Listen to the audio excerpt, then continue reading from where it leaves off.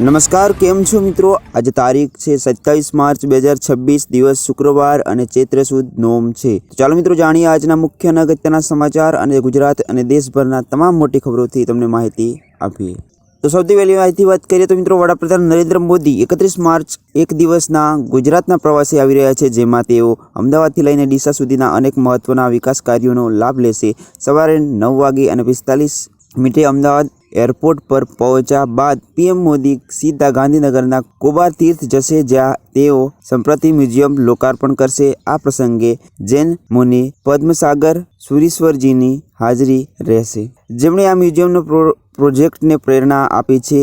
આ મ્યુઝિયમ જૈન ઇતિહાસ અને સંસ્કૃતિને સમર્પિત એક મહત્વપૂર્ણ કેન્દ્ર તરીકે વિકસિત થયું છે. તો મિત્રો આગળની વાત કરીએ તો મિત્રો આજના મોટા સમાચાર વિશે વાત કરીએ તો રશિયાના રાષ્ટ્રપતિ વ્લાદિમીર પુતિને ઈરાન યુદ્ધ અંગે ચેતવણી આપી છે કે તેમણે કહ્યું છે કે આ યુદ્ધ કોવિડ મહામારી જેવી સ્થિતિ સર્જાઈ શકે છે. મોસ્કોમાં બિઝનેસ લીડર સાથે વાતચીતમાં પુતિને કહ્યું કે મધ્ય પૂર્વમાં ચાલી રહેલા યુદ્ધના પરિણામને ચોક્કસ અંદાજ લગાવવો મુશ્કેલ છે. તેમણે કહ્યું છે કે દેશના આ યુદ્ધ સામેલ છે, તેમણે પણ તેની અસરોનો અંદાજ પણ નથી. તો મિત્રો આગળની વાત કરીએ તો વડાપ્રધાન નરેન્દ્ર મોદી આજે 27 માર્ચે વિડીયો કોન્ફરન્સ દ્વારા તમામ મુખ્યમંત્રીઓ સાથે વાત કરશે. તેમાં ઈરાન યુદ્ધને કારણે સર્જાયેલી પરિસ્થિતિઓના પર ચર્ચા થઈ શકે છે. પશ્ચિમ બંગાળ અને તમિલનાડુ સહિત 5 ચૂંટણી રાજ્યોના મુખ્યમંત્રીને બેઠકમાં હાજરી આપશે નહીં. અને મોદી 24 માર્ચે રાજ્યસભામાં કહ્યું હતું કે અમેરિકા ઇઝરાયલનું યુદ્ધ સાથેનું યુદ્ધ ચાલુ રહેશે તો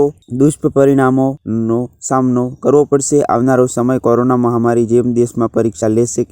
કેન્દ્ર અને રાજ્ય સરકાર સાથે મળીને કામ કરવું પડશે તેવું આગળના કોન્ફરન્સમાં બતાવ્યું. તો આગળની વાત કરીએ તો હોટલ રેસ્ટોરન્ટમાં હવે ગ્રાહકો પાસે એલપીજી ચાર્જ અથવા ફ્યુઅલ સ્ટોક રિકવરી જેવા વધારાના ચાર્જ લઈ શકાશે નહીં. કેન્દ્ર સરકારે સ્પષ્ટ કર્યું છે કે ખાવાની કિંમત સિવાય બિલમાં ફક્ત સરકારી ટેક્સ જ ઉમેરી શકાશે. એલપીજી સંકટ વચ્ચે સેન્ટ્રલ કન્ઝ્યુમર પ્રોટેક્શન ઓથોરિટી એટલે કે CCPA એ તેના આદેશમાં જણાવ્યું છે કે હોટેલ અને રેસ્ટોરન્ટમાં જેમાં તમારું ઇનપુટ સ્ટોકને મેન્યુમાં આપેલી કિંમત જ સામેલ કરવામાં આવશે.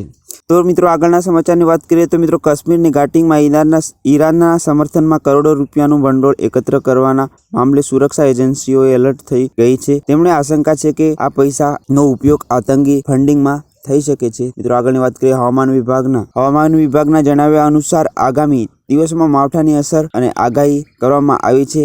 દેશભરમાં ભર ઉનાળે માવઠાની શક્યતા હવામાન વિભાગે વ્યક્ત કરી છે કે આગામી 29 અને 30 માર્ચમાં 2 દિવસ યલો એલર્ટ અને કમોસમી વરસાદની પણ આગાહી કરવામાં આવી છે. ઉત્તર ગુજરાતના ગાજવીજ સાથે વરસાદની આગાહી કરવામાં આવી છે. 29 અને 30 માર્ચે કચ્છ, બનાસકાંઠા, સાબરકાંઠા, અરવલ્લી, દાહોદ, મહીસાગરમાં કમોસમી વરસાદની શક્યતા રહેશે. તો મિત્રો છેલ્લે ઈરાન યુદ્ધ વચ્ચે દેશભરમાં નાયરા એનર્જી એ પેટ્રોલ અને ડીઝલના ભાવ વધાર્યા છે. પેટ્રોલ 5 રૂપિયા પ્રતિ લીટર અને ડીઝલ 3 રૂપિયા મોંઘું થયું છે. આ વધારા બાદ ગુજરાતમાં નાયરાના પેટ્રોલ પંપમાં 1 લીટર પેટ્રોલની કિંમત 99.34 રૂપિયા અને ડીઝલની કિંમત 92.90 રૂપિયા પર પહોંચી ગઈ છે. તો મિત્રો આ હતા એક અગત્યના અને મહત્વના આજના મુખ્ય સમાચાર. મિત્રો વિડીયો પસંદ આવ્યો હોય તો વિડીયોને લાઇક કરી તમારા દરેક ગ્રુપની અંદર શેર કરજો. આવા જ રોજના નવા અપડેટ્સ માટે અમારી VTN ચેનલ YouTube સાથે જોડાયેલા જરૂર રહેજો. તો મળીશું એક નવા અપડેટ્સ નવી માહિતી સાથે. ત્યાં સુધી આવજો. જય હિન્દ, જય કિસાન.